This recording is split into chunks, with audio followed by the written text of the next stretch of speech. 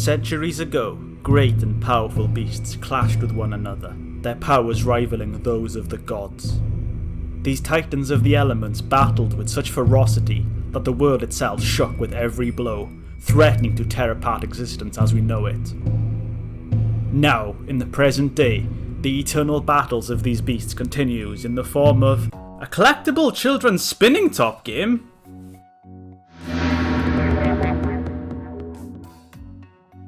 Beyblade, also known as Beyblade, is a Japanese franchise that has kept fans both young and old entertained for over 15 years.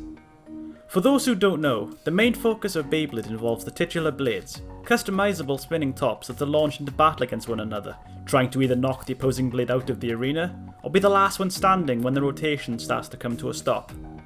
Since its inception back in the 90s, Beyblade has continued to spin along at a good pace, and even though it's not as hot as it used to be, there'll always be those fond memories of coming home after school, meeting your friends at the park and settling your petty grievances with a heated battle in whatever dish-like object you could find.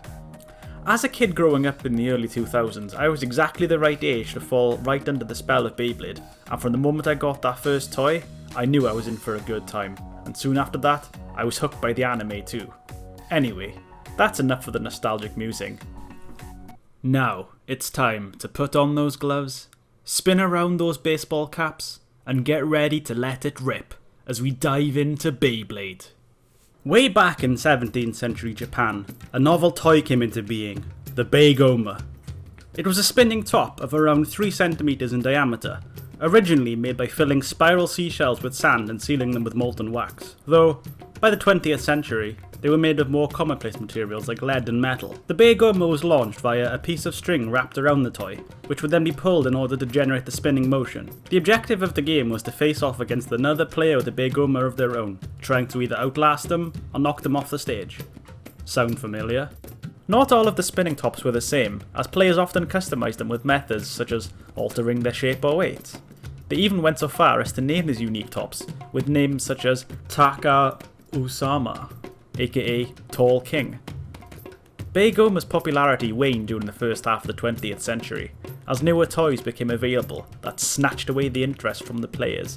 But the foundations had been set for something new, a fresh new take on the concept that would spin the world on its head.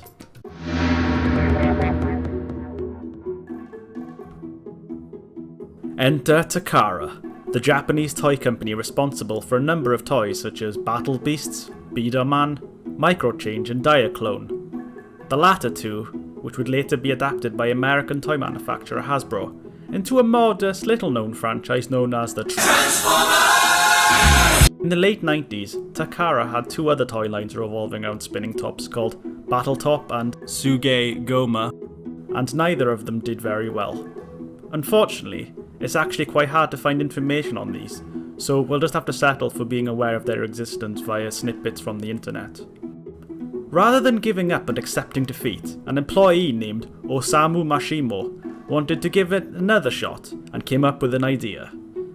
By implementing and expanding on one of the elements of the Beigoma toys that had come before, that being the customization, this new line of toys, Beyblade, a combination of Beigoma and Blade, was born. The first toys to be released as part of the Beyblade franchise in 1999 were Frostic Dranza, Spin Dragoon and Saizo. Priced at 680 yen each, the original trio of Beyblades were modest in their design, featuring simple colour schemes and shapes that made them distinct from one another.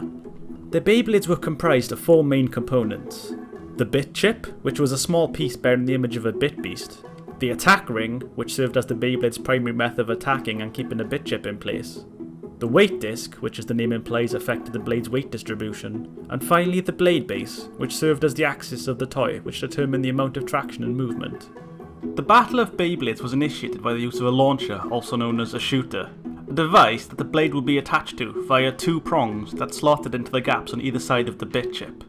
Inside the launcher was a mechanism that would spin around when it came into contact with the second launching tool, the aptly named ripcord. With the ripcord inserted into the launcher, the player would simply have to yank the ripcord out of the launcher to let the Beyblade loose. I'm not gonna lie, I used to be a lot better at this as a kid. More advanced launchers would be introduced later down the line, such as the Easy Grip launcher and my personal favourite, the Electronic Shooter, that came with little mini-games you could play if you got sick of watching the pulse-pounding action of a Bey battle. The release of the toys coincided with the game Jisedai Beigoma Battle Beyblade for the Game Boy Color, developed by Hudson.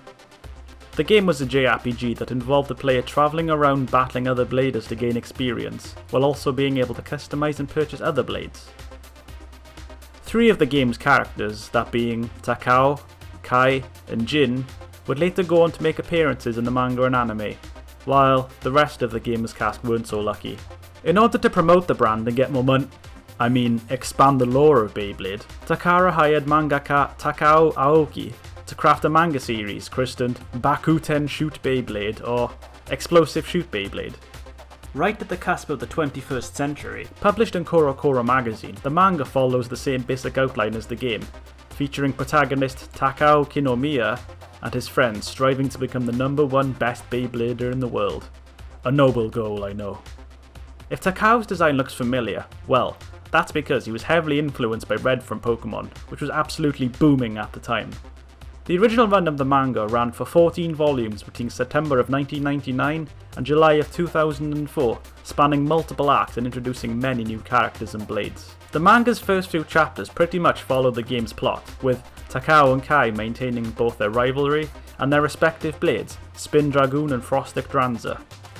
Around this time, the second game was released, Beyblade Fighting Tornamento, or simply Beyblade Fighting Tournament, which featured more refined gameplay than the previous entry, along with a handful of new characters being introduced that would go on to become series mainstays.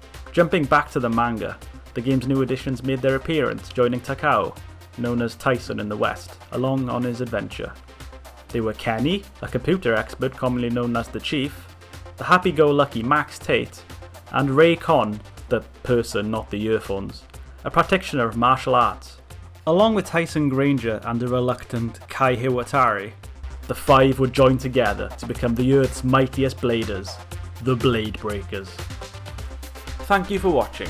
Please join me again next time for the next part of the retrospective, where we'll take a more in-depth look at the characters and the story of the manga. We'll also be seeing how the toys improved and the beginnings of the impact Beyblade would have in the West.